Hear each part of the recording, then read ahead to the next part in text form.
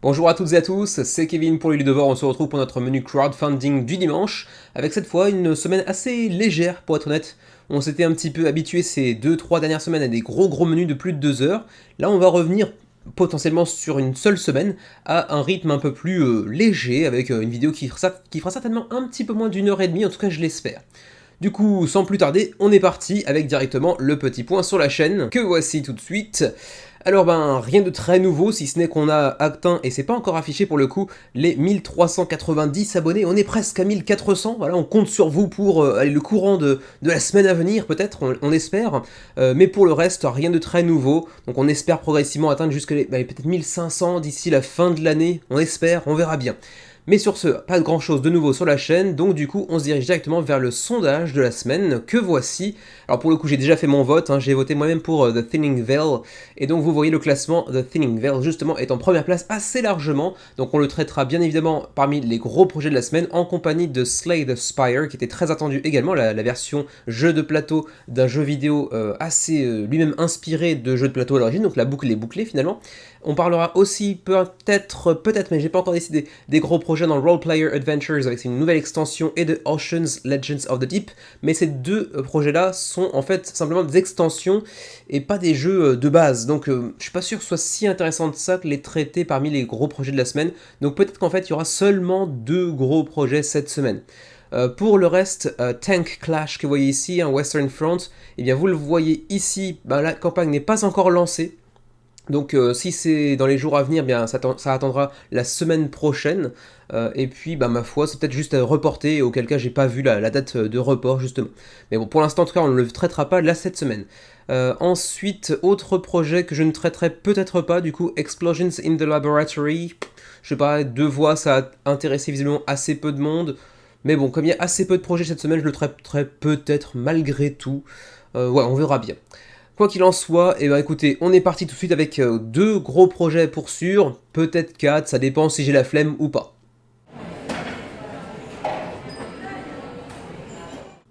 On commence tout de suite les mentions honorables de la semaine avec Alhambra The Red Palace, le 77e projet de Queen Games cette année. Vous connaissez un petit peu sur la chaîne le running gag.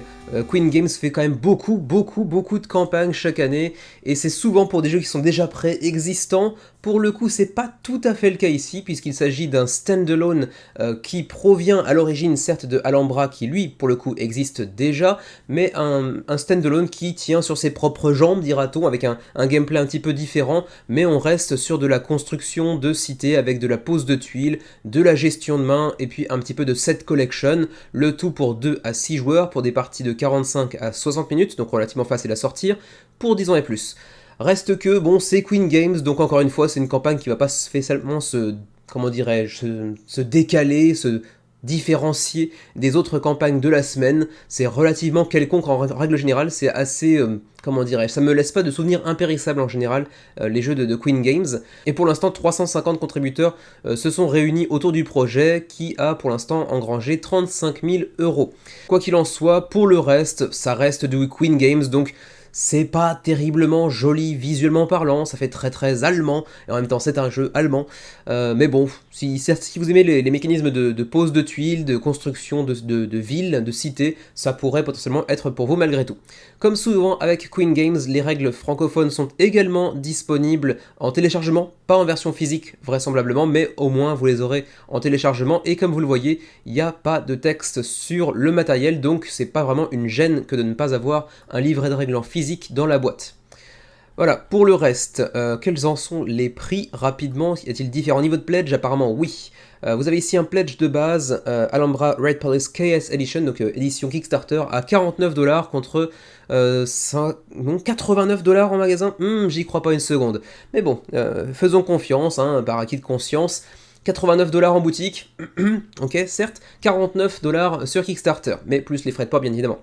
Ensuite, vous pourrez aussi mettre la main sur la totalité de la collection Alhambra sortie jusqu'à présent, donc l'édition de base, l'édition Designer Edition, l'édition Roll and Write, le sac, comment dirais-je, calligraphié, on va dire, plus la nouvelle, enfin, j'ai dit extension, c'est pas une extension, c'est le nouveau standalone Red Palace, le tout pour 99 dollars, pardon, au lieu de 180 dollars. Là, encore une fois, bon, j'y crois pas des masses, mais bon, plus 14 extensions qui sont incluses également, apparemment, donc qui sont jouables, pardon, avec Red Palace. D'accord, c'est autre chose, elles sont pas incluses. Par contre, ensuite, on a aussi un pledge à 150, cette fois-ci vient avec Big Box Bundle qui vient s'accompagner d'encore plus de contenu, donc avec la Big Box qui s'accompagne elle-même de tout un tas d'extensions qui ont déjà été publiées pour le jeu, et toutes les 40 extensions qui sont jouables avec Red Palace apparemment. Donc si peut-être que les extensions des 14 ici étaient déjà incluses dans cette boîte-là peut-être. Je connais assez mal le jeu donc je pourrais pas vous le dire, mais apparemment il y a quand même beaucoup d'extensions préalablement sorties pour Alhambra, vraiment un grand nombre.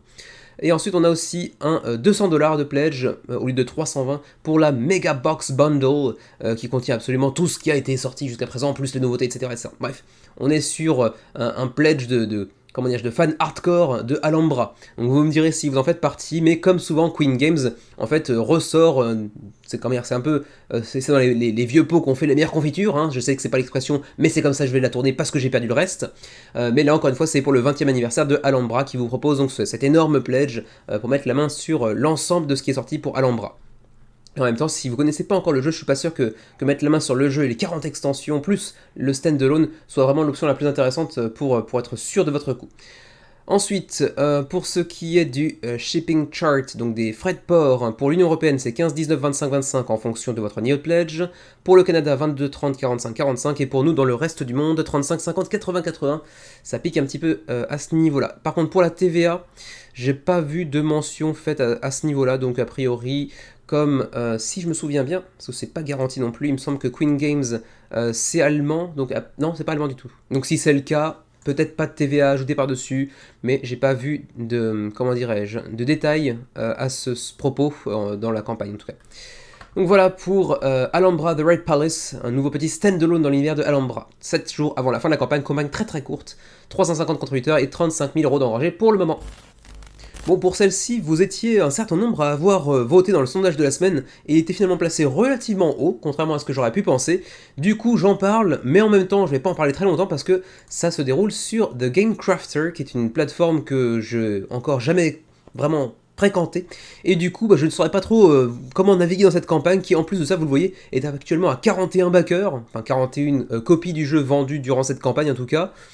Je suis pas du tout au fait de GameCrafter, de comment il présente ça, est-ce que même juste c'est disponible pour des livraisons en dehors du continent américain ou que ce soit, j'en ai absolument aucune idée, reste que Old Town avait l'air de vous séduire un petit peu, donc voilà, je ne sais pas trop quoi en penser, apparemment on est sur du jeu avec du placement de dés, peut-être un petit peu de sorte de construction de ville, mais c'est que c'est pas une ville mais des grandes pompes à pétrole j'ai l'impression.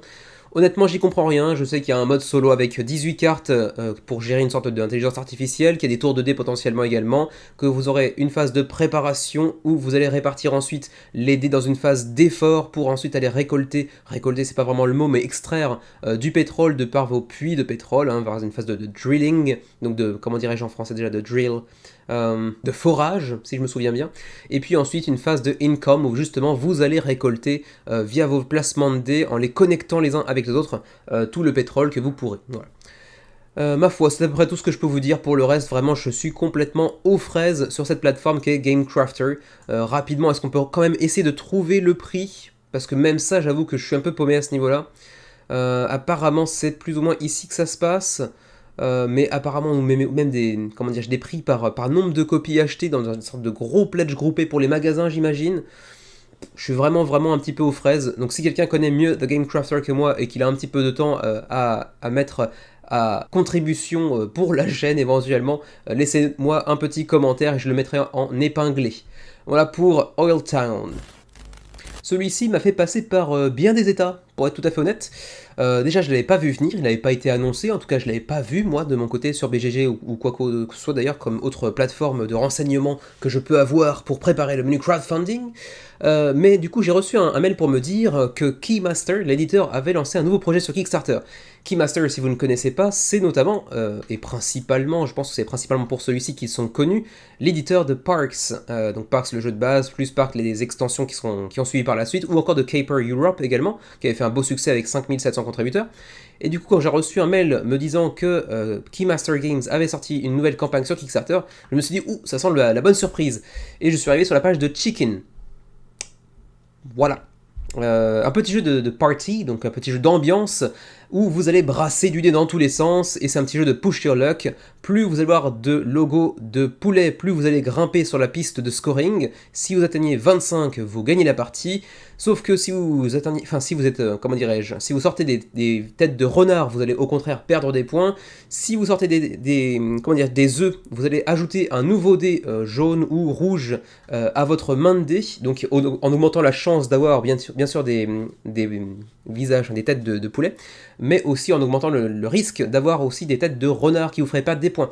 Donc vous pouvez aussi décider de ne pas utiliser les dés en surplus, donc les dés jaunes ou orangés que vous aurez rajoutés, mais du coup pour payer le fait d'être une poule mouillée, hein, c'est thématique, vous perdrez des points également dans ce sens-là. Voilà, c'est très très léger, c'est pour 2 à 8 joueurs, pour 8 ans et plus, pour 10 à 20 minutes, c'est très très très léger, et du coup je suis assez déçu d'avoir Keymaster Games produire un jeu comme ça. Bon après, tant mieux pour eux, hein, ils font déjà un très beau résultat, hein, 2710 contributeurs, 13 jours avant la fin de la campagne, près de 100 000 euros d'engrangés, donc très très cool, hein, c'est plutôt reçoit un très bon accueil de la part du public malgré tout, mais c'est tellement pas un jeu pour moi que j'en attendais un truc un peu plus comment dirais-je, intéressant selon mes goûts personnels qui s'accordent pas forcément avec ceux de Chicken pour le coup. Et ma foi, il n'y a pas grand chose à dire de plus, hein, la profondeur de jeu est pas énorme, mais bon, en même temps, c'est un jeu familial, très très très familial pour les enfants même, donc il n'y a pas grand chose à dire et c'est assez normal. 20$ pour l'édition Retail, qui s'accompagne non pas d'une boîte carrée ou rectangulaire comme on a l'habitude, mais plutôt d'une sorte de cylindre, on va dire, pour 20$, avec donc ce tapis qui n'est pas du néoprène, mais c'est du tissu, j'ai l'impression, ainsi que donc quelques petits tokens avec du screen print, certes, et puis des dés. Tout ça pour 20$ donc, ou 35$ pour une édition deluxifiée, avec cette fois-ci les petits tokens ici qui sont remplacés par des sortes de meeples, toujours avec du screen print et en bois qui plus est, ainsi que apparemment des éléments en carton pour reproduire un petit peu l'ambiance de la ferme, hein, ainsi que également un sac, et puis 2 nouveaux dés aussi, un bleu et un rose qui certainement ajoutent des petits mécanismes un peu différents, parce que je vois qu'il y a un chien par exemple, il y a aussi bark qui veut dire donc aboyer, et puis également une mère poule également, donc voilà, je sais pas ce que ça vient rajouter, mais une sorte de mini extension avec 2 dés supplémentaires. Et puis ma foi, c'est à peu près tout en termes de contenu de la campagne. On va juste rapidement checker les frais de port qui sont ici.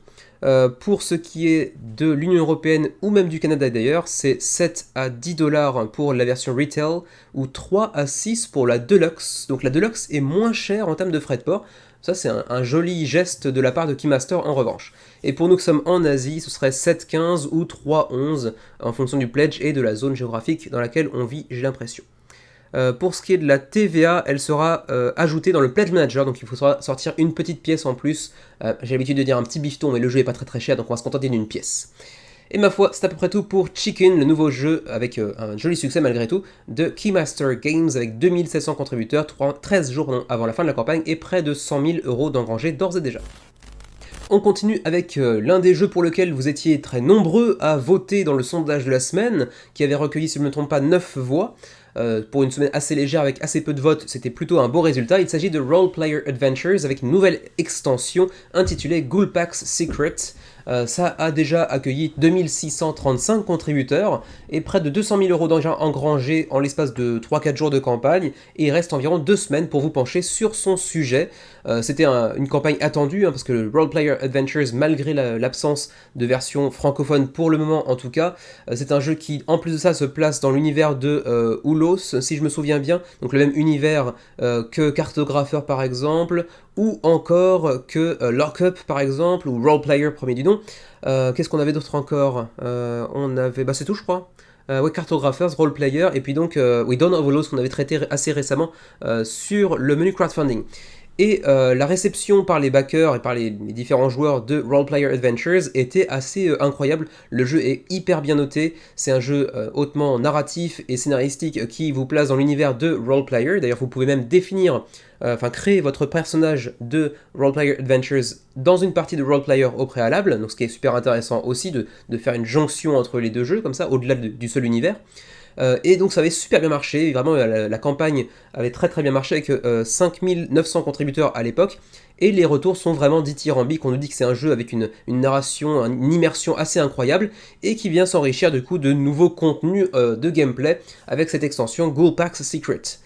Donc c'est toujours pour 1 à 4 joueurs, donc jouable en solo bien évidemment, avec toujours ce livre à spirale sur lequel vous pourrez évoluer en tournant les pages au fur et à mesure, pour 90 à 150 minutes la partie, et 14 ans et plus. Et donc on a ici, je crois, 7 nouveaux chapitres de campagne à jouer sur cette nouvelle extension.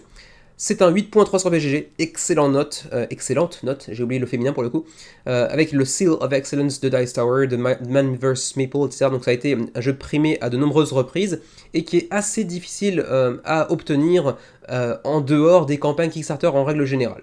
Et donc je le disais tout à l'heure, ça s'accompagne donc de 7, si je me souviens bien, nouvelles aventures à aller approfondir par rapport à ce qu'on avait déjà dans le jeu de base. Donc oui, 7 nouvelles campagnes en histoire, disons, narrative, plus de nouvelles tuiles, de nouveaux items, de nouveaux personnages, de nouveaux ennemis, bref, tout ce qu'on avait précédemment dans le jeu, mais encore plus de variété, de rejouabilité bien évidemment.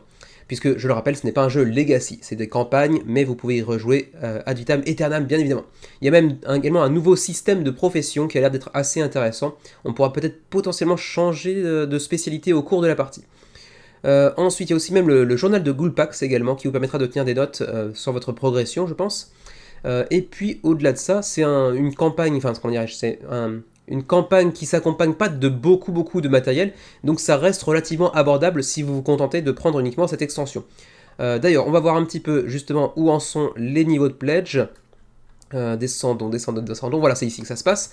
55$ pour l'extension, et ça contient tout ce que vous avez vu préalablement, à savoir, voilà, tout ce qui se trouve ici, donc tous les nouveaux livrets, les nouvelles fiches de personnages, etc., les nouvelles cartes d'ennemis, d'items, etc., même le Ghoulpax, le journal de Ghoulpax, etc.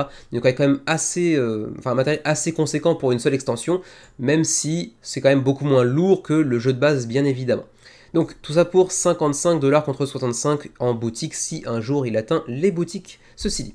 Ensuite on a un pledge à 80$ qui s'accompagne donc au-delà de l'extension du Tales of Ulos, qui est comment dirais-je, une sorte de graphic novel, donc une sorte de BD si on veut, enfin c'est pas exactement le terme, mais bon, c'est ce qui se rapproche le plus dans ma petite mémoire actuellement impactée par l'heure et la fatigue.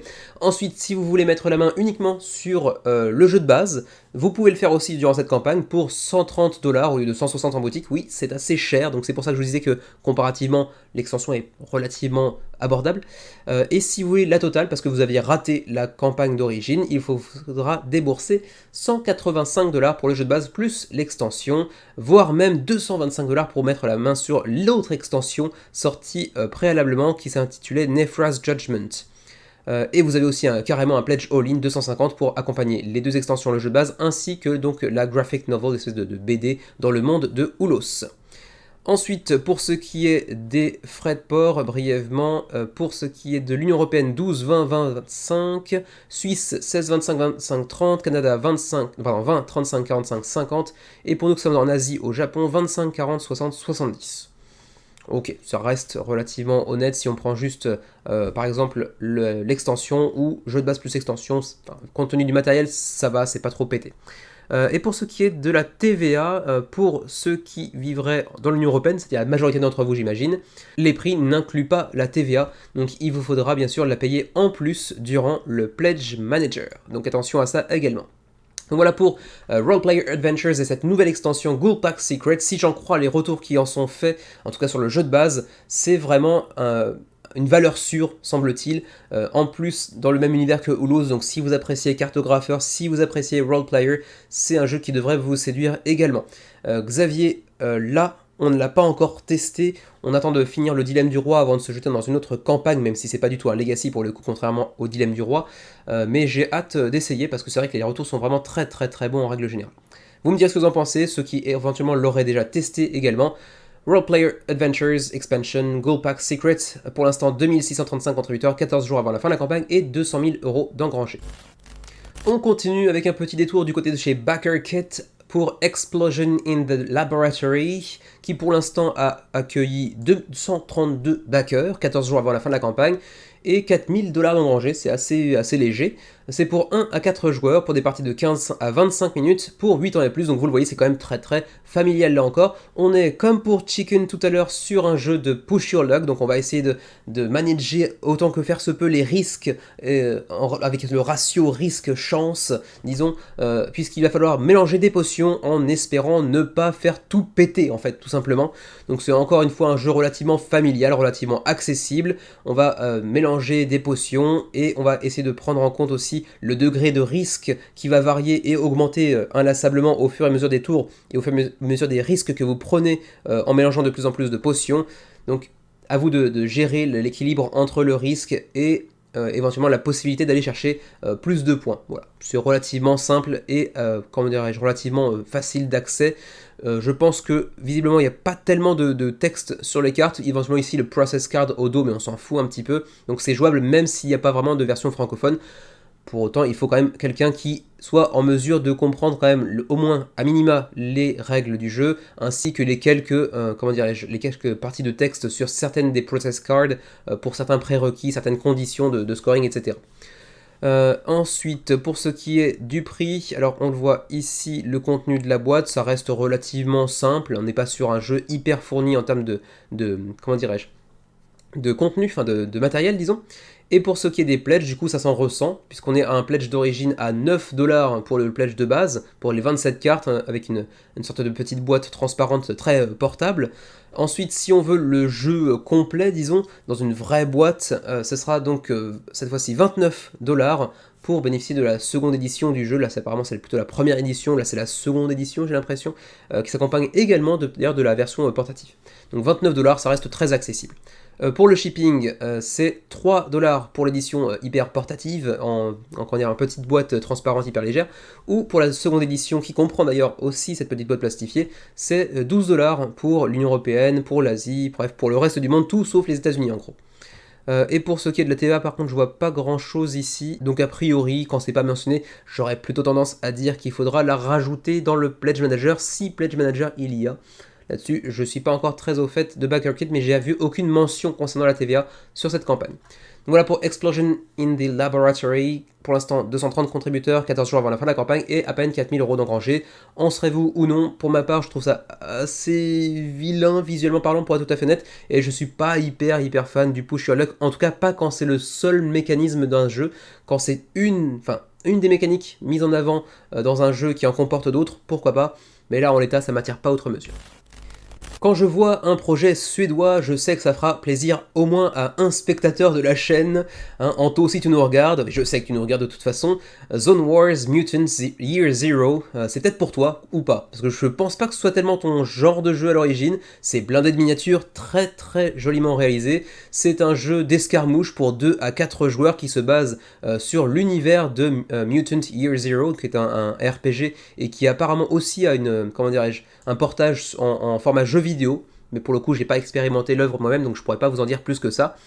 On se base donc sur un univers post-apocalyptique dans lequel les humains ont muté un petit peu avec les animaux, et les animaux, vice-versa, ont un petit peu muté avec les humains, et donc il y a des batailles entre les deux, et même plus que deux d'ailleurs, parce qu'il y a aussi des robots qui viennent entrer dans la danse. Le tout pour l'instant a accueilli 964 contributeurs, 83 000 € d'engrangés, 18 jours avant la fin de la campagne. On est sur une campagne qui marche plutôt pas mal, pour 2 à 4 joueurs, je le disais tout à l'heure, jeu en escarmouche avec beaucoup de miniatures hyper bien réalisées.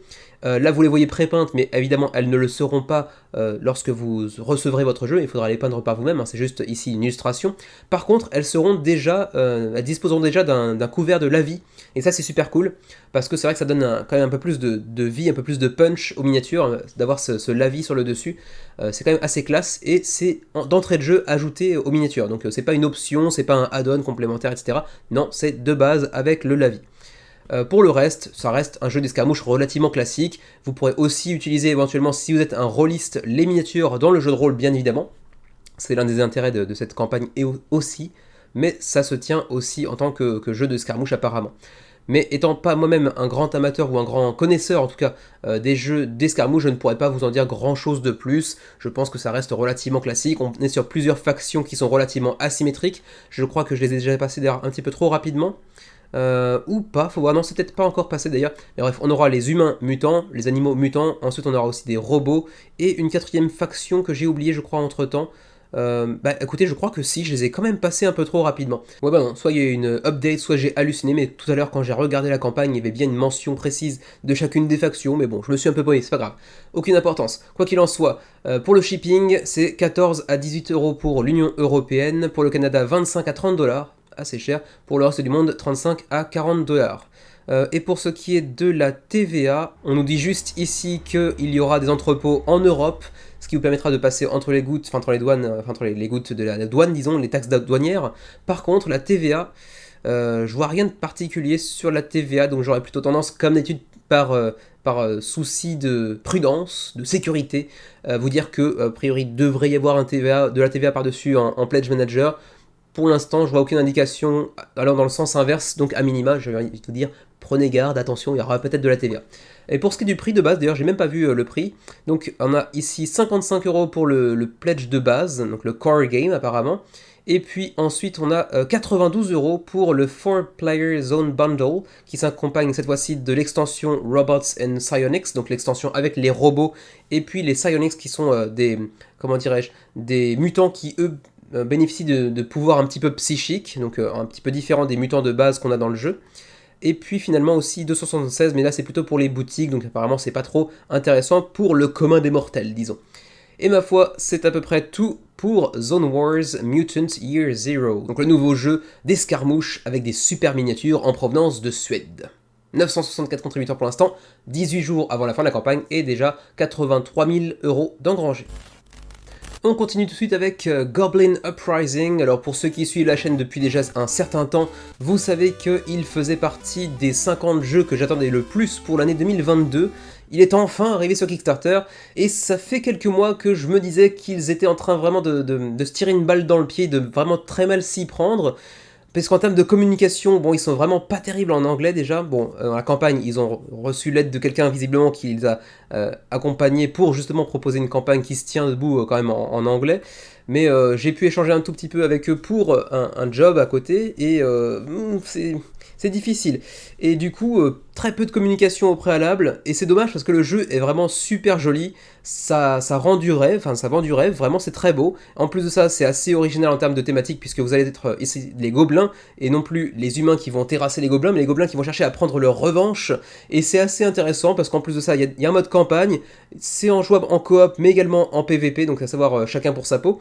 Ça dépendra des scénarios en fait, simplement à chaque partie ce sera différent. Parfois vous aurez à cœur de tisser des alliances avec les autres joueurs autour de la table, parfois ce sera du chacun sa peau, hein, chacun pour sa peau, pardon. Vous allez chercher aussi parfois à les trahir après avoir justement tissé des alliances avec eux.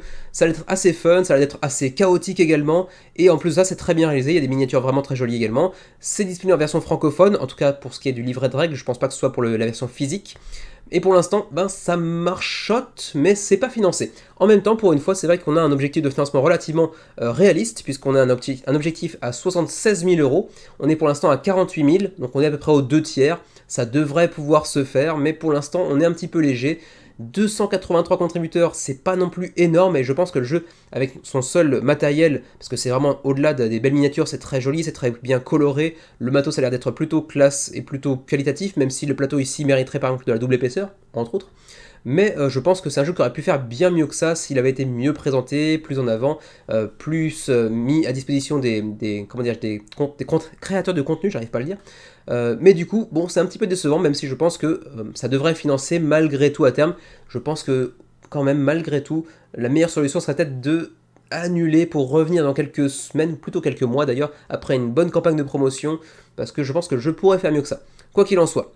283 contributeurs, 18 jours avant la fin de la campagne, et donc rapidement, je le rappelle, hein, campagne, mais on peut choisir de le jouer, je crois, en un seul scénario comme on le souhaite, indépendamment les uns des autres, coop, mais également semi-coop, et PVP carrément compétitif. C'est pour 2 à 6 joueurs, c'est pour des parties de 60 à 90 minutes. Vous allez jouer un gobelin cette fois-ci et non pas un humain qui va terrasser des gobelins, mais l'inverse. Vous allez parfois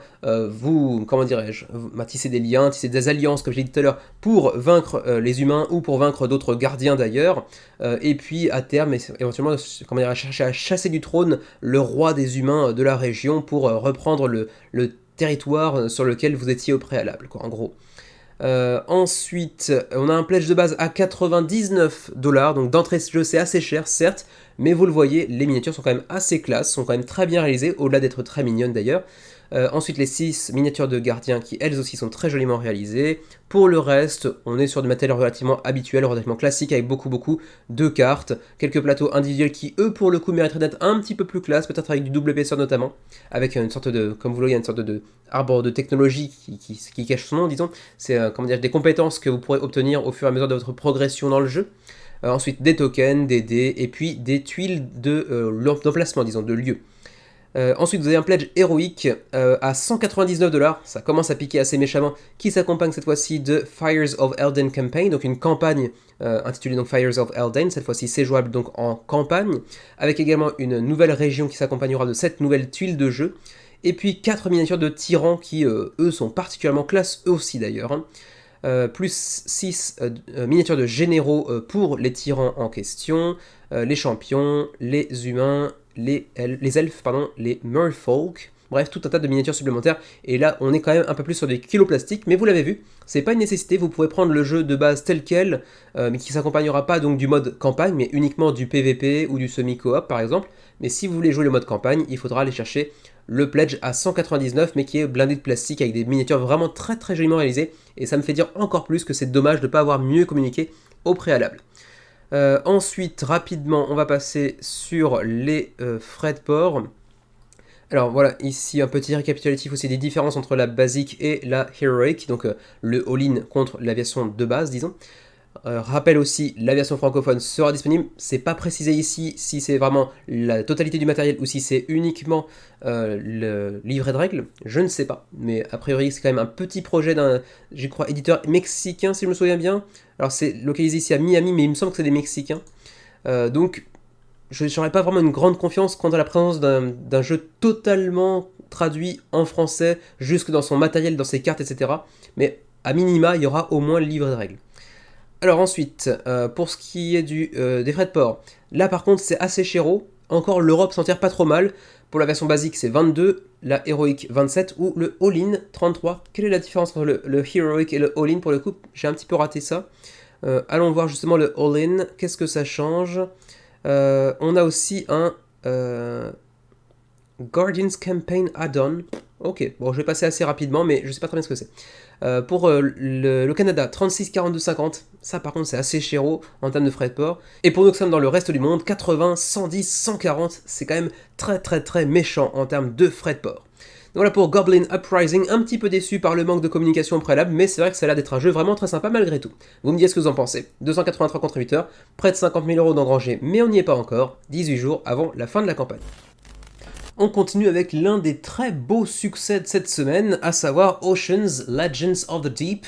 Là encore, ça aurait pu être un gros projet de la semaine, mais ce n'est qu'une extension, donc je le traite dans les mentions honorables. Jeu très joliment illustré, comme son prédécesseur, comme son jeu de base, devrais-je plutôt dire. En fait, c'est une extension qui vient rajouter en fait des monstres de la mythologie ou de fiction également, comme Cthulhu par exemple, et qui vient enrichir un petit peu plus le jeu, donc le jeu Oceans qui avait déjà bénéficié d'un grand succès, qui était l'œuvre donc de North Star Games. Oceans était paru sur Kickstarter, si je me souviens bien, il y a 2-3 ans.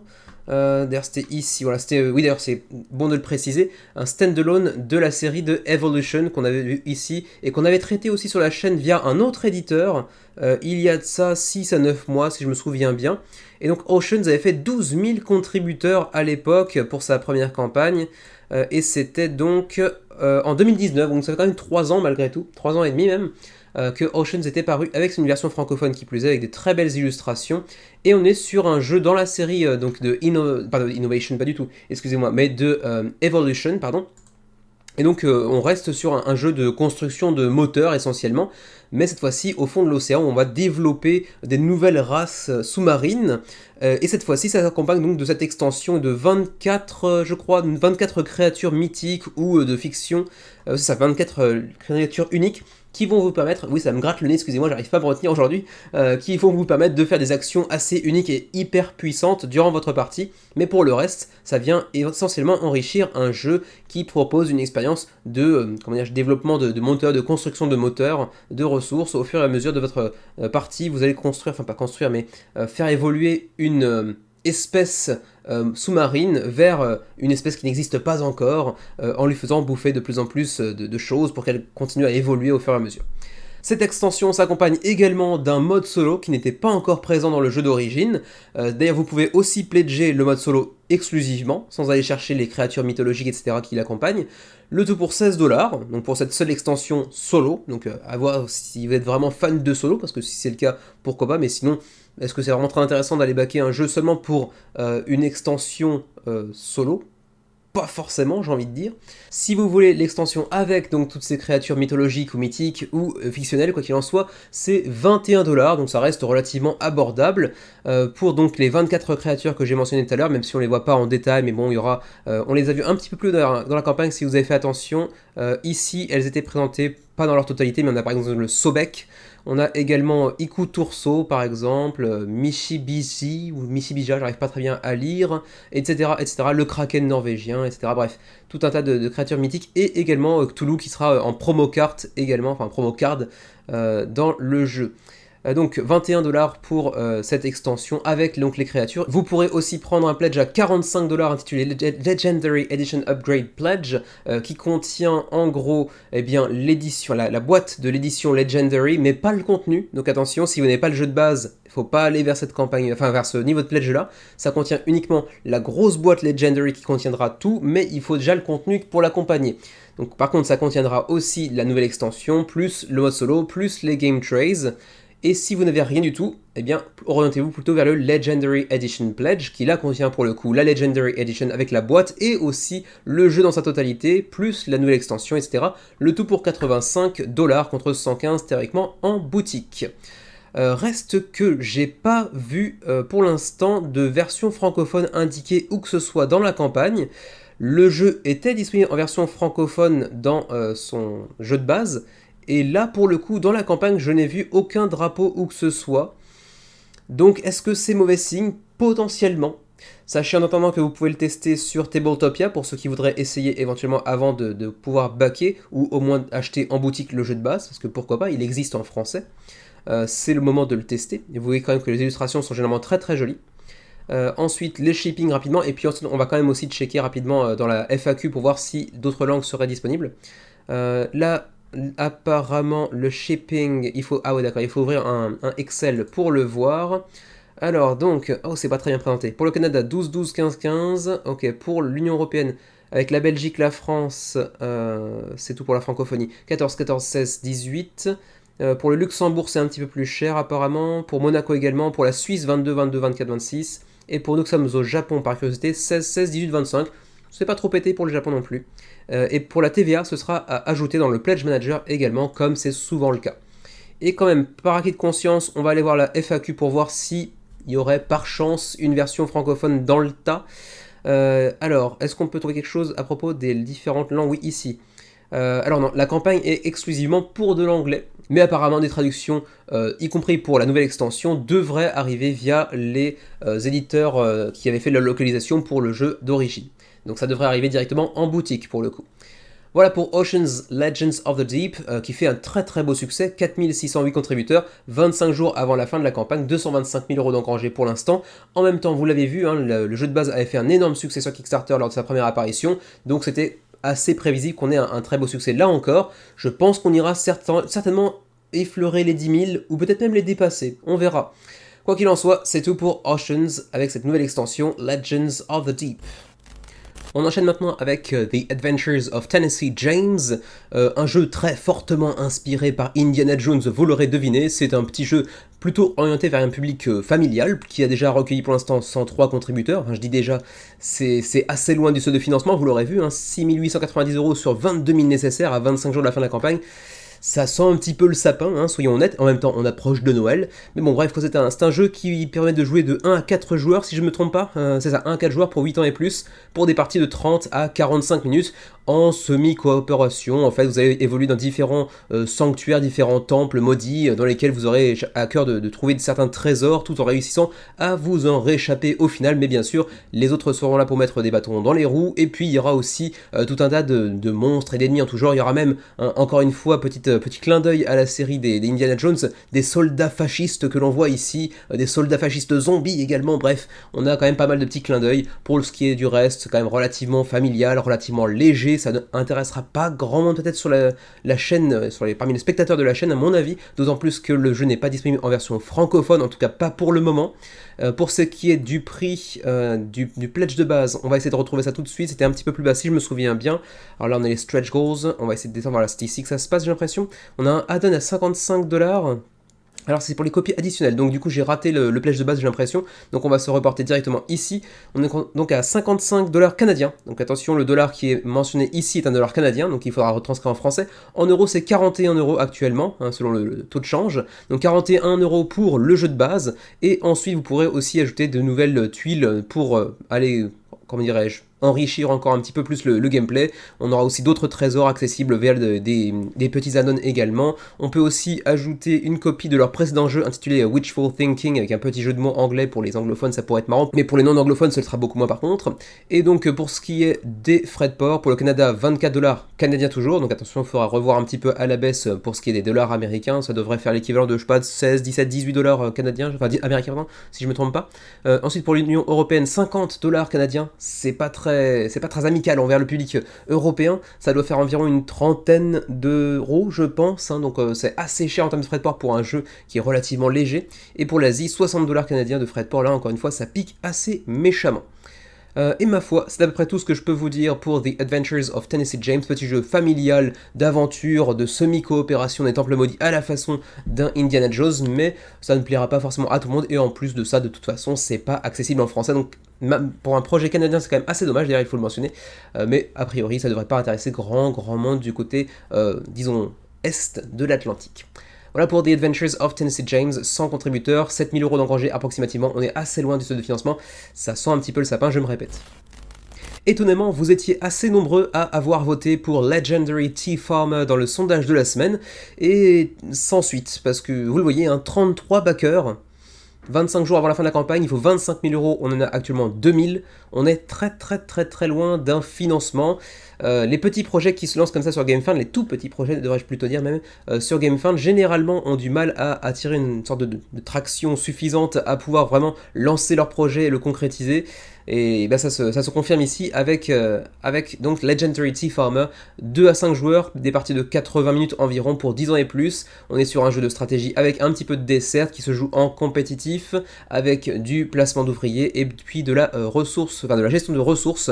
Vous allez chercher à répandre votre territoire entre guillemets, votre zone de contrôle des champs de thé disponibles, en allant placer également des workers, donc des ouvriers qu'il vous faudra également payer par la suite pour qu'ils puissent continuer à voter, pas à voter, mais simplement à travailler pour vous. Le thème personnellement m'attire pas outre mesure, et au-delà de ça, visuellement je suis pas hyper convaincu, même si c'est pas vilain, mais c'est très basique on va dire, mais il y a quelques petits aspects assez intéressants, il y a un petit peu de placement ouvrier, il y a de la gestion de ressources qui sont deux mécanismes que j'apprécie beaucoup, on a aussi des cartes de saison qui vont venir impacter le cours du jeu sans forcément qu'on puisse savoir à l'avance ce qui va sortir, donc ça c'est plutôt intéressant, il faudra s'adapter également, mais bon, c'est pas un jeu qui m'attire outre mesure au final. Pour ce qui est des niveaux de pledge, on l'a vu ici brièvement, on a le pledge mis en avant, ici le featured, qui est à 65€, qui est une copie du jeu, ainsi que 4 petits sachets de thé, parce que oui, c'est thématique, et pour le coup, on vous propose d'acheter du thé en même temps. pourquoi pas. Ensuite, 45 € pour ceux qui voudraient éventuellement seulement jouer au jeu, mais qui ne voudraient pas picoler du thé en même temps, ou en tout cas pas picoler du thé qu'on vous aura offert durant la campagne. Enfin, offert, c'est bien un grand mot, parce qu'il faut le payer quand même. Ensuite, on a également à 59 $, enfin 59 € pardon, la même chose, mais avec une petite extension qui vient accompagner le tout, pour 40 nouvelles cartes supplémentaires de saison, 20 positives et 20 négatives apparemment.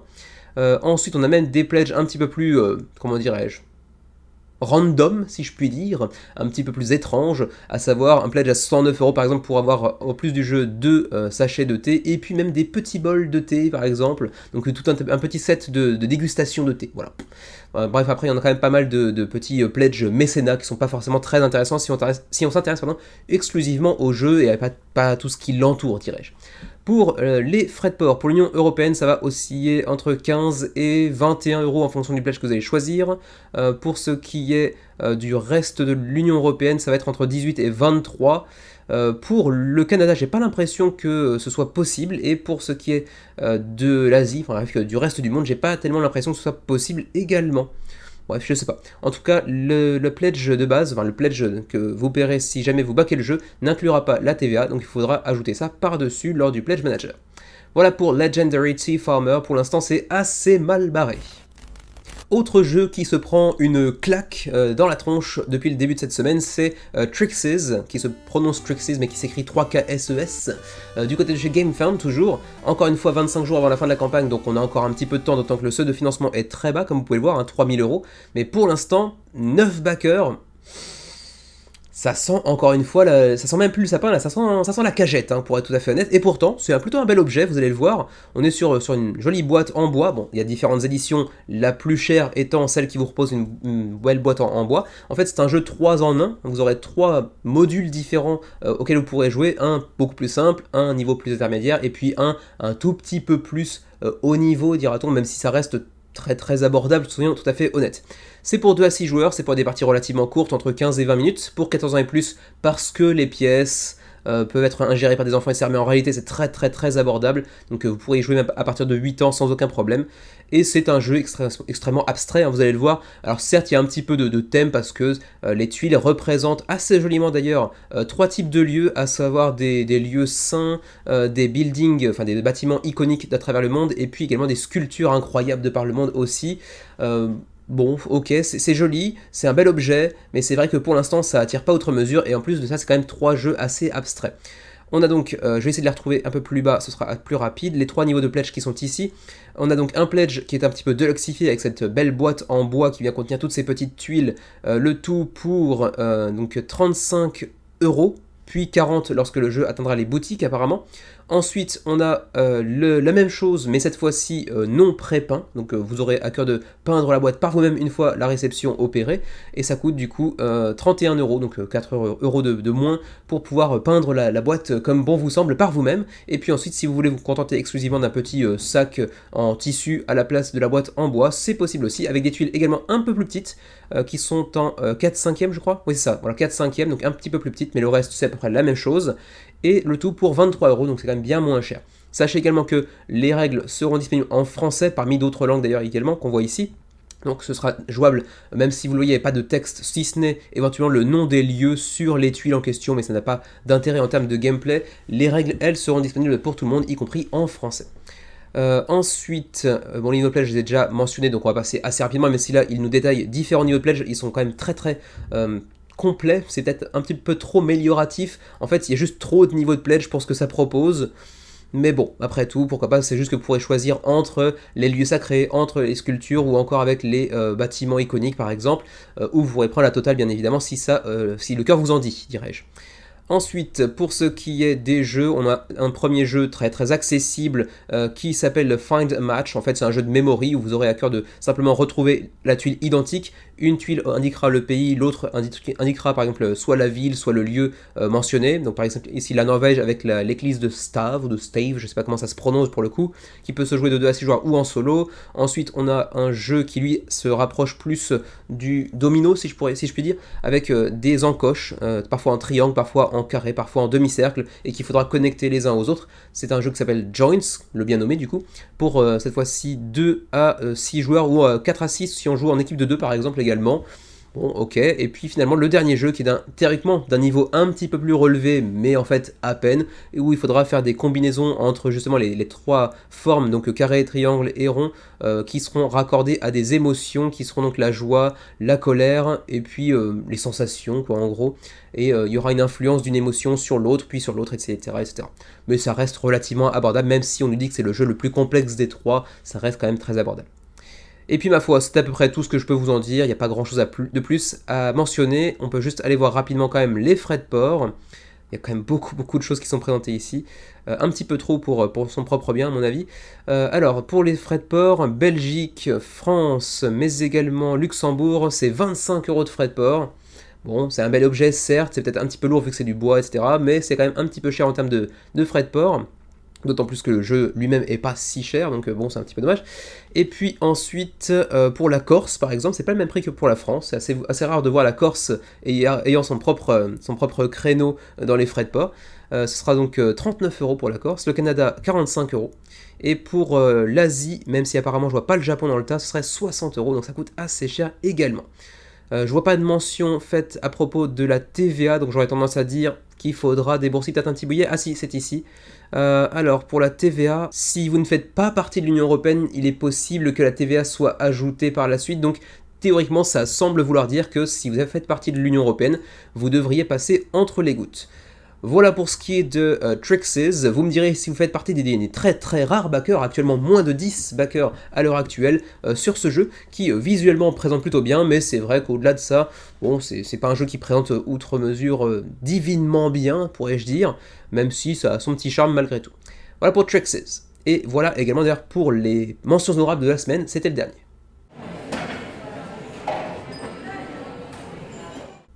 On se lance désormais dans les gros projets de la semaine, et donc je vous l'ai dit tout à l'heure, il y en aura deux. Le premier, il s'agit de Slay the Spire, The Board Game. Et là, la petite mention The Board Game a tout son sens, puisque à l'origine, vous le savez peut-être si vous êtes amateur de jeux vidéo, ou pas, si ça n'est pas le cas, Slay the Spire, à l'origine, c'est un jeu vidéo lui-même vraiment très inspiré par les jeux de deck building, et du coup, ben là, la boucle est bouclée, le jeu maintenant retrouve le format, enfin retrouve le format jeu de plateau enfin, après avoir passé 5 ou 6 ans à écumer les bibliothèques Steam d'un grand nombre de joueurs. Moi-même, j'ai pu y jouer, je sais pas, peut-être une vingtaine ou une trentaine d'heures. C'est un jeu que j'apprécie beaucoup, alors que c'est assez rare pour le coup, pour moi, d'apprécier des jeux de deck building quand c'est le seul mécanisme qui est mis en avant. Et là, pour le coup, je trouvais ça vraiment très agréable dans le sens où, en plus, de toute façon, il n'y a pas toute cette gestion à faire du matériel qu'on peut avoir dans un jeu de plateau. Et du coup, vous pouvez aussi, à partir de cet argument, en déduire un petit peu mon intérêt vis-à-vis du jeu. C'est-à-dire que le jeu est certainement très bon, d'autant plus qu'il reprend vraiment trait pour trait, l'ambiance et l'univers de Slay the Spire, bien évidemment. Mais finalement, ça a l'air d'être tellement identique, si ce n'est qu'on peut jouer à plusieurs en collaboration, certes, ça a l'air tellement identique qu'au final, je me dis, pourquoi j'irais prendre le jeu qui en plus coûte assez cher, plutôt que de me contenter d'utiliser un jeu que j'ai déjà payé en version PC, qui marche très bien et qui propose exactement la même chose, en un temps plus court parce que pas de matériel et du coup tout est automatisé. Du coup je me pose la question. Et pourtant c'était un jeu que j'attendais beaucoup. Pour ceux qui avaient suivi le top 50 des jeux que j'attends le plus pour 2022, il en faisait partie, il était même en très bonne position, il était dans les 10 premiers si je me souviens bien. Et je suis à la fois ravi de voir qu'ils ont vraiment respecté l'univers et le gameplay, même dans l'aspect visuel, c'est vraiment trait pour trait du Slay the Spire. C'est très bien pensé, notamment en termes de mécanismes d'augmentation, d'amélioration des cartes que l'on possède déjà. Il suffira juste de tourner la carte, de la renverser dans sa sleeve, dans son protège-carte, pour pouvoir avoir l'upgrade tout de suite. Donc c'est bien pensé, c'est bien foutu, on a des belles miniatures, histoire de faire un petit peu de fanservice, parce qu'on n'a pas un grand intérêt en réalité. Si ce n'est un petit placement pour dire que face à cet adversaire-là, vous aurez cet adversaire-là, etc. En termes de placement, ça aurait pu être un cube d'une couleur donnée, par exemple, ça aurait suffi également, mais on nous a mis des petites miniatures pour faire du fanservice, et je comprends tout à fait l'intérêt, et j'aurais pu en être éventuellement, mais finalement, à bien y réfléchir, me dit autant rester sur mon Slay the Spire PC. Ceci dit, attention, le jeu est disponible en version francophone, donc ça fera plaisir à un grand nombre. Il me semble, à vérifier dans la campagne, que c'est assuré par Matago, je crois. Actuellement, vous le voyez, c'est plutôt un énorme score, 15 881 contributeurs et déjà plus de 2 millions d'euros d'engrangés 13 jours avant la fin de la campagne. C'est évidemment un beau succès. j'étais pas sûr qu'ils aillent chercher un tel score malgré tout, puisque je pensais plutôt qu'on finirait vers les 15 000, alors qu'on est à 15 000 d'entrée de jeu après la fin de la première semaine, donc on ira certainement chercher 25 000, voire 30 000 contributeurs d'ici la fin de la campagne, et certainement flirter avec les 4 ou 5 millions d'euros à mon avis. Donc voilà, ils ont bien fait parler la poudre. Ils en ont mis de partout, hein, vous connaissez l'expression, hein, sol, plafond, moquette, il y en a de partout, hein, c'est un très beau résultat pour eux. Donc je résume un petit peu les configurations de jeu, ça se joue de 1 à 4 joueurs, donc en solo bien évidemment comme le jeu de PC, mais à ce moment-là, pourquoi jouer au jeu de plateau? On peut se poser la question légitimement, chacun aura sa réponse, hein, ça pourrait plaire à certains et moins à d'autres. 90 minutes la partie en règle générale pour 14 ans et plus, et vous allez voir, vous avez déjà un petit aperçu d'ailleurs ici, le matos est très soigné, on a des plateaux individuels pour chacun des 4 personnages qui sont les mêmes d'ailleurs que dans le jeu vidéo, a priori pas de 5e personnage exclusif au jeu de société via Kickstarter, peut-être par la suite on verra bien, avec des pièces de métal qui sont disponibles via un niveau de pledge assez conséquent, vous le verrez, hein, c'est pas le niveau de pledge de base, on a des petites miniatures comme je disais tout à l'heure, le plateau qui vous permettra d'aller évoluer vers les différents embranchements vers lesquels vous souhaiterez vous orienter pour affronter de ennemis de plus en plus costauds, ou rencontrer aussi des points de commerce avec le commerçant qu'on voit ici, qui rappelle là encore le jeu d'origine bien évidemment, etc. etc. Donc ça va être assez sympa. Pour rappel, éventuellement, parce que je me rends compte que j'en ai pas vraiment parlé, à l'origine Slay the Spire c'est un jeu donc, de deck building comme j'ai dit tout à l'heure, mais également un jeu de, un jeu de roguelite si je puis dire, si je connais pas très bien le terme, donc c'est peut-être un petit peu erratique, mais bref c'est un jeu dans lequel vous allez choisir à chaque embranchement, eh bien, vers où vous allez vous orienter, tout simplement. Est-ce que vous allez vous orienter vers une rencontre souvent pas forcément très amicale, vous allez vous tataner face à des petits monstres de plus en plus costauds, et sauf que le problème c'est que vous partez ici avec généralement 80 points de vie dans le jeu vidéo, je sais pas ce qu'il en sera pour le jeu de société, ce sera forcément beaucoup moins, et progressivement vous allez évoluer jusqu'à un boss avec des monstres de plus en plus puissants, potentiellement, sauf que votre niveau de vie, il va prendre des dégâts combat après combat et jusqu'au boss. En fait, il est possible que en arrivant au boss, vous n'ayez plus que, par exemple, le 30 points de vie sur 80, par exemple. Et c'est un petit peu la même chose, le même mécanisme qui est mis en place pour cette version, ce portage en jeu de plateau. Donc évidemment, vous vous en doutez, énormément de cartes, c'est un jeu de deck building. Ici, vous le voyez, on a donc 4 mini, plus de 410, comment dirais-je, protège cartes slivées, plus de 730 cartes, 80 pour chacun des personnages, hein, le Ironclad qui est celui qu'on voit ici, 80 pour le Silent, 80 pour Defect, 80 pour Watcher, donc les 4 personnages que l'on pourra contrôler durant les parties, plus de 50 cartes de reliques, qui sont ces objets avec lesquels on peut partir en début de partie avec une relique qui nous donne un pouvoir un petit peu particulier, un petit peu asymétrique, différent à chaque début de partie. Ensuite on pourra en récupérer d'autres suite à certains combats, ou lorsque l'on va justement dans le sorte de petit marché où on va chercher à obtenir de plus en plus de pièces pour pouvoir les dépenser au marché et acheter soit des reliques, soit des potions par exemple, soit des cartes également, ce sera la même chose dans le jeu de plateau. On aura aussi des potions, des reliques de boss également, beaucoup plus puissantes, beaucoup plus significatives. Donc ça reprend vraiment trait pour trait ce que l'on a pu voir dans le jeu d'origine bien évidemment. Donc ça c'était pour le pledge de base, le pledge qui s'intitule Slayer's Pledge. Ensuite vous avez un pledge un peu plus conséquent qui est le Collector's Pledge, qui s'accompagne d'exactement la même chose que ce qu'on a vu précédemment, plus ce que vous voyez ici, à savoir un playmat pour les différents decks, donc de monstres plus ou moins puissants, de boss, d'items à trouver, etc. Ensuite, on aura aussi les 4 playmats pour chacun des 4 personnages contrôlables dans le jeu. Donc ça c'est plutôt sympa, parce que pour un jeu de deck building, c'est quand même aussi sympa d'avoir des zones délimitées. Ça ne sert pas à grand chose, pour être tout à fait honnête. C'est en termes d'ergonomie toujours un plus, mais c'est pas une nécessité, mais c'est vrai qu'en termes de deluxification, c'est très sympa. Ensuite, on a aussi le petit sac de tissu qui vient contenir les 28 pièces de métal qui vous permettront d'aller justement échanger ces pièces contre certains objets, des artefacts, des cartes supplémentaires, etc. Le tout dans une boîte un petit peu plus costaud, bien évidemment, qui vous permettra de loger les 5 playmats que vous voyez ici. Donc une boîte assez conséquente vraisemblablement. Et puis finalement, on a aussi le Neo's All-In, donc pour la même chose que ce qu'on a vu précédemment, plus également un gros playmat supplémentaire qui lui du coup vient avec son petit, comment dirais-je, son porte-playmat on va dire, c'est un petit néologisme pas très élégant, pour aller loger la totalité de ce que vous aurez à mettre sur la table, plus également 360 cartes de beta art, donc des cartes avec des artworks un petit peu plus proches d'un état de croquis en fait, pour être tout à fait honnête, hein, ce seront des beta art, donc des artworks bêta, donc la première version préalable à la sortie du jeu. Deuxièmement, j'ai viens d'entendre un gros bruit au-dessus de moi, du coup je vais faire une petite pause pour aller voir s'il se passe quelque chose avec le bébé, parce que du coup ça m'inquiète. Ok, tout allait bien, pas de soucis. Du coup, on peut reprendre avec ici les Slayers, donc les 4 personnages que vous pourrez incarner dans le jeu, à savoir The Ironclad, The Silent, The Defect et The Watcher.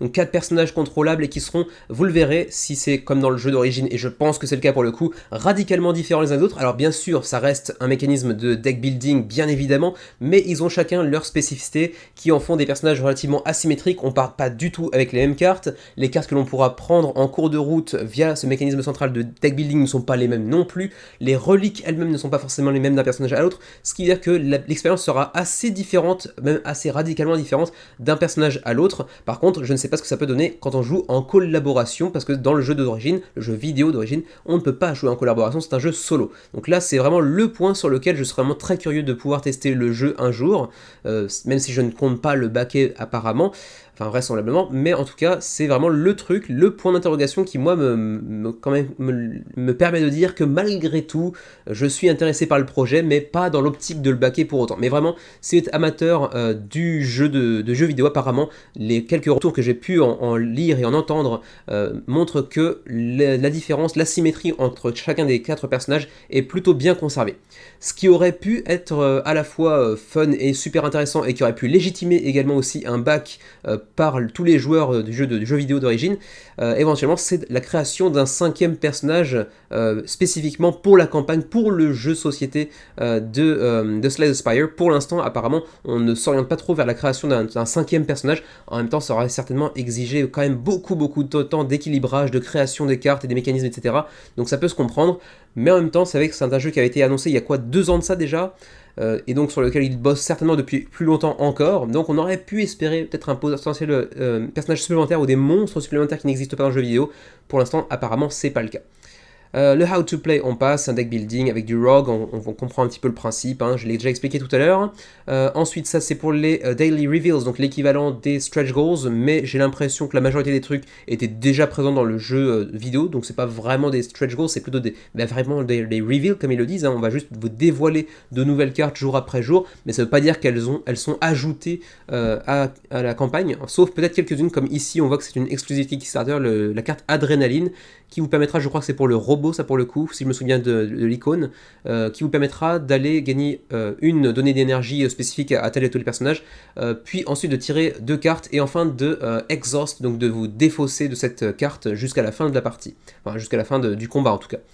Ensuite, pour le shipping, pour le Canada d'abord, 12, 13, 16 en fonction du niveau de pledge que vous allez choisir. On voit d'ailleurs que pour chacune des zones, un montant est grisé. En fait, ça veut simplement dire qu'ils ont effectué un petit discount, une petite, comment dirais-je, réduction des frais de port pour chacune des zones concernées de 5$.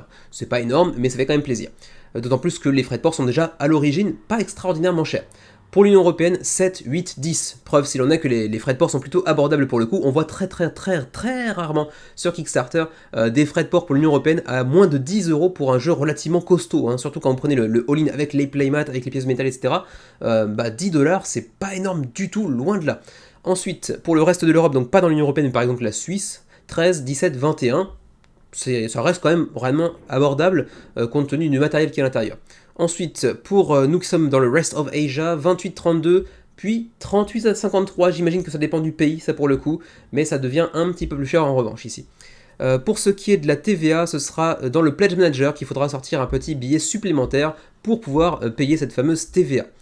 Et ma foi, je crois que c'est à peu près tout pour Slay the Spire, une bien belle campagne avec un énorme succès, prévisible mais quand même beaucoup plus haut que ce que je n'aurais pu escompter. Je le voyais bien atteindre 2 millions, 2,5 millions à la fin de la campagne, mais pas aussitôt. J'avais peut-être un petit peu sous-estimé la popularité du jeu d'origine, donc du jeu vidéo. Vous me direz ce que vous en pensez. En tout cas, version française, bienvenue, bien évidemment, par Matago si je ne me trompe pas, mais j'ai pas vu le logo de Matago quelque part dans la campagne, donc à vérifier malgré tout. Mais superbe succès pour Slay the Spire. Et on termine par le projet que vous aviez élu comme étant le plus intéressant selon vous de la semaine, et il s'agit de The Thinning Veil, et force est de constater que ce n'est pas le cas de tout le monde, puisque vous le voyez, 384 backers seulement pour The Thinning Veil, Et je dis seulement parce que même moi qui suis pas à l'origine le cœur de cible d'un jeu de ce type-là, donc un jeu de coop en aventure narrative sur le long cours, même si je ne dirais pas que j'ai quelque chose contre ce type de jeu, mais c'est pas moi le cœur de cible, même si je peux apprécier y jouer, je suis quand même vachement étonné parce que même moi, le jeu m'intéresse. Peut-être pas pour aller blaquer parce que c'est quand même assez cher, mais il est tellement beau, tellement visuellement clinquant que ça donne vachement envie, ça vend quand même pas mal de rêves. C'est un jeu pour 1 à 4 joueurs en coopération, dans un jeu d'aventure immersif, un dungeon crawler narratif, même si vous pouvez aussi jouer des scénarios en one-shot sans forcément de connexion narrative entre les uns et les autres, mais vous pouvez aussi jouer une campagne au long cours sur une trentaine d'heures si je me souviens bien, rejouable bien évidemment. Le jeu est qui plus est disponible en version francophone, même si c'est aussi disponible aussi en allemand, en espagnol, en italien, peut-être pas pour la totalité du matériel, je sais pas, ça par contre ça allait vérifier durant la campagne, c'est peut-être uniquement les livres de règles, je ne sais pas, faudra aller vérifier, mais en tout cas vous le voyez, 384 contributeurs, c'est pas énorme, alors c'est pas ridicule, hein, parce que je le rappelle quand même, ça vient de Triskelion Games, donc c'est le tout premier projet sur Kickstarter, primo éditeur sur Kickstarter, donc 384 c'est pas ridicule, mais vous le voyez, le seuil de financement, ils l'ont mis à un montant honnête, c'est assez rare pour être souligné sur Kickstarter, on a souvent des seuils de financement très très très faibles, et pour lesquels en fait même une fois atteint de justesse, l'éditeur ne rentrerait pas dans ses frais. Là, ils ont affiché un seuil de financement à 150 000 livres, donc c'est quoi, 180, 190 000 euros approximativement, ce qui est vraiment énorme, surtout pour un primo-éditeur que personne ne connaissait il y a 3, 4, 5 mois.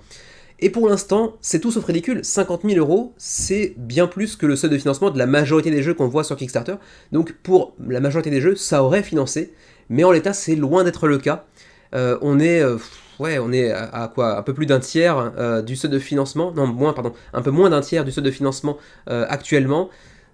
Ça risque d'être très compliqué pour ce jeu, et pourtant le jeu est très très prometteur, c'est très beau. Comme je l'ai dit tout à l'heure, on peut jouer sur des scénarios solo, enfin one shot, ou sur des scénarios connectés les uns entre les autres sur une aventure narrative au long cours, pour des parties entre 60 et 240 minutes. Ça peut être potentiellement très très long, ça peut prendre quasiment une journée, selon les parties et scénarios.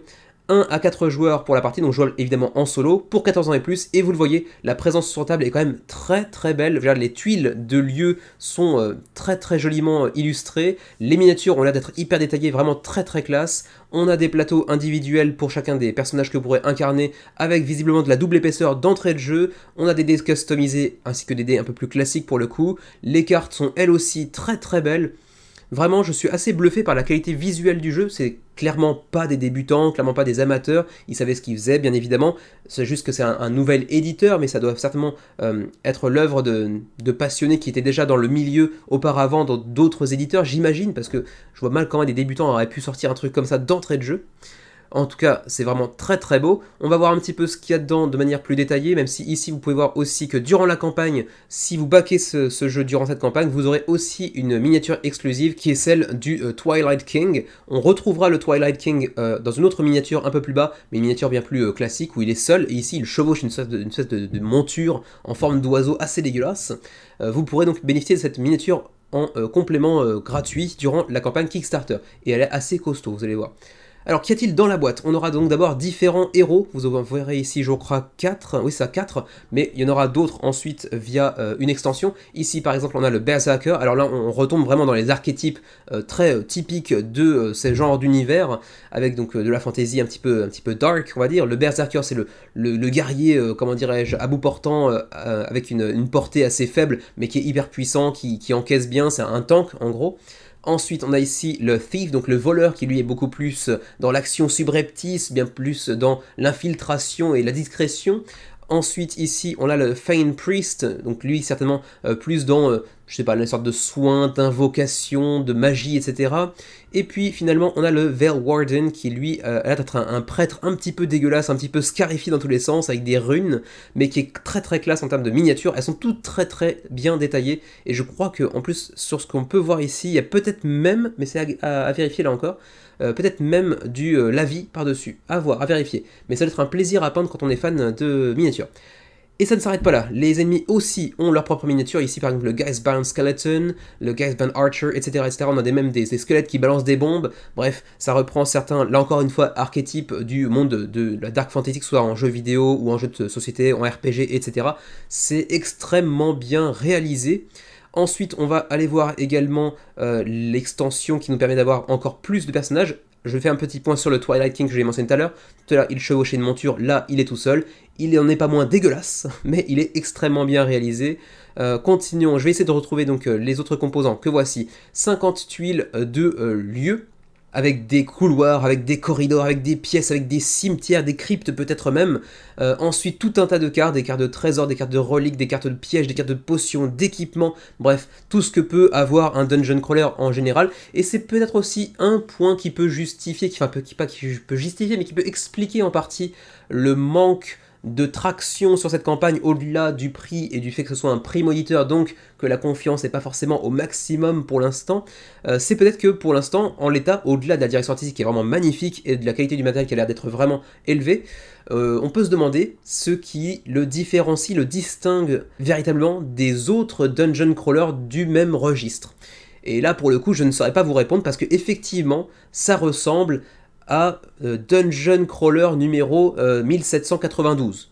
Ça c'est vrai, je peux pas le nier, mais en tout cas c'est tellement classe que malgré tout ça reste prometteur, ne serait-ce que par l'aspect visuel, et au-delà de ça, les plateaux, les personnages qu'on peut pu voir un peu plus haut avec leur propre plateau, je vais essayer de retrouver, voilà ça.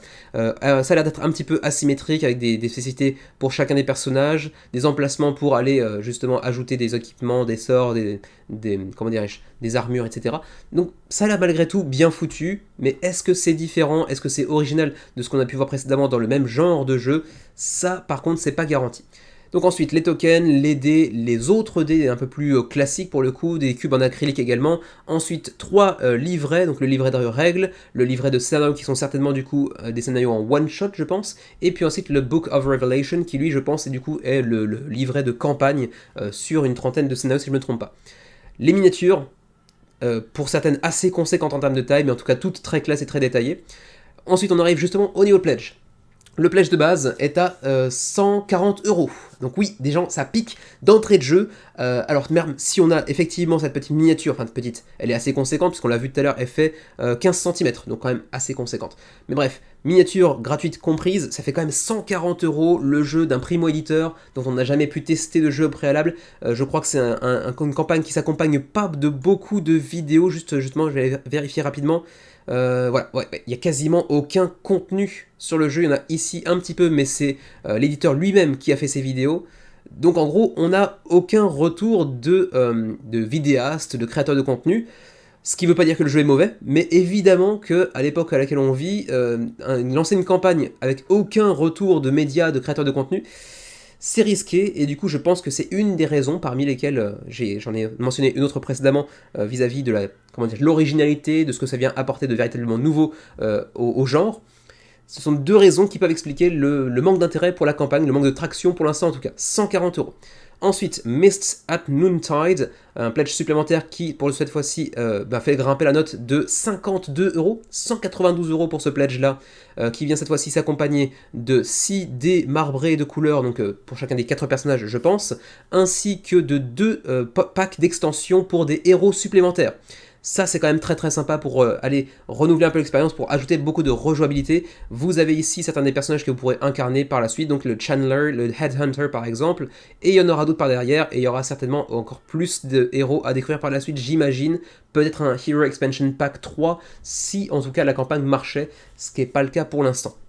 Donc l'extension 1 avec le Channeler et le Headhunter que j'ai mentionné tout à l'heure, et puis ensuite le Expansion Pack 2 avec le Grave Piper, donc comment dirais-je, une sorte de joueur de pipeau, de flûte traversière un peu bizarre, et puis le Shadow Adept qui lui donc fera certainement de la magie noire, j'ai l'impression. Ensuite, 233, on grimpe encore un petit peu, les New Pledge Other Side of Midnight, pour avoir la même chose que ce qu'on a eu précédemment, ainsi que des miniatures pour les différentes portes qui vont séparer les pièces les unes des autres, ainsi qu'un artbook, et pour le coup, la direction artistique est tellement belle que j'ai envie de dire, le artbook peut se justifier. Ensuite, on a aussi des Optional Buys, donc des achats optionnels, des add-ons que l'on peut prendre pour aller déoxyfier son jeu. Donc par exemple les dés marbrés pour chacun des personnages que l'on a dans le set de base, donc le jeu d'origine, pour 8 livres chacun, donc 9€, plutôt très classe. Les miniatures qu'on peut prendre également, on peut aussi prendre les expansions, donc les extensions de personnages contrôlables, jouables, supplémentaires individuellement, donc le pack numéro 1 ou le pack numéro 2 par exemple, l'artbook bien évidemment, le treasure chest également, je ne sais pas très bien à quoi il sert pour le coup, mais il est achetable également en add-on pour 11€.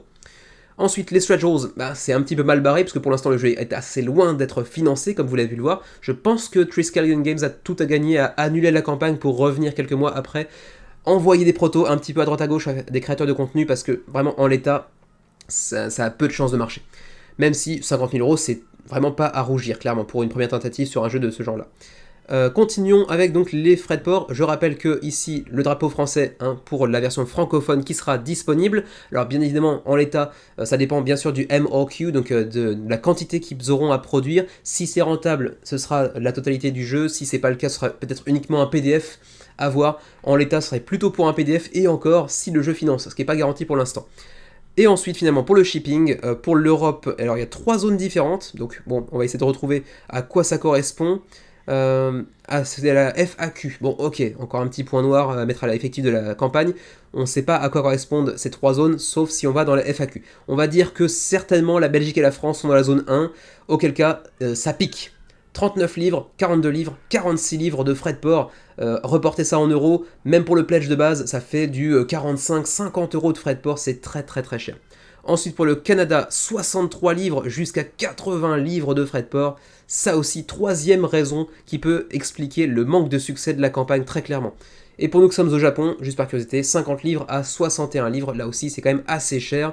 Et pour ce qui est de la TVA, je ne vois pas de mention faite pour celle-ci, donc a priori... Est-ce qu'il n'y aurait pas un petit billet à rajouter en plus par derrière lors du Pledge Manager? C'est pas impossible du tout. Et ma foi, c'est à peu près tout. Sachez également, je n'avais pas vu ça pour le coup quand j'ai préparé l'émission, que théoriquement le projet devrait vous être livré en mai 2024. Donc bon, il voit large. En même temps, c'est mieux que de nous dire décembre 2023 et d'ajouter un an de retard pour finalement faire décembre 2025 par exemple, je sais pas, je dis ça un peu au pif. Mais quand même, il va falloir être patient. Mais bon, ça c'est si ça finance, et pour l'instant, vous le voyez, c'est pas parti pour le faire. Et ma foi, c'est après tout pour The Thinning Veil, joli projet, très ambitieux, mais avec beaucoup de mais dans cette campagne, ce qui me pousse à dire que peut-être il faudrait mieux annuler et revenir plus tard avec une vraie belle communication, et peut-être avec des frais de port un petit peu revus à la baisse, un petit peu mieux négociés par exemple. Et ma foi, c'est à peu près tout également pour le menu crowdfunding de cette semaine. Vous l'avez vu, il est beaucoup moins chargé que les 2-3 semaines précédentes, et c'est pas forcément une mauvaise chose de pouvoir se reposer un petit peu. Du coup, eh bien, je vous souhaite de passer une très bonne fin de week-end. On se retrouve très prochainement, quoi qu'il arrive, pour le suivi du menu crowdfunding, et peut-être une vidéo de Xavier d'ici quelques temps. On aura aussi notre review de Unconscious Mind. Peut-être même qu'elle sera postée avant ce menu crowdfunding, on verra bien, mais n'hésitez pas à aller la checker, c'est certainement le proto le plus important que nous ayons pu recevoir jusqu'à présent depuis la création de la chaîne. On en est vraiment très fiers et surtout très honorés, plutôt que fiers, très honorés d'avoir pu recevoir Unconscious Mind et de pouvoir le traiter avec une review et quelques jours après, peut-être une semaine après, avec une expli partie également. Du coup, on se retrouve très prochainement, d'ici là, passez une bonne fin de journée, portez-vous bien, jouez bien, et à la prochaine.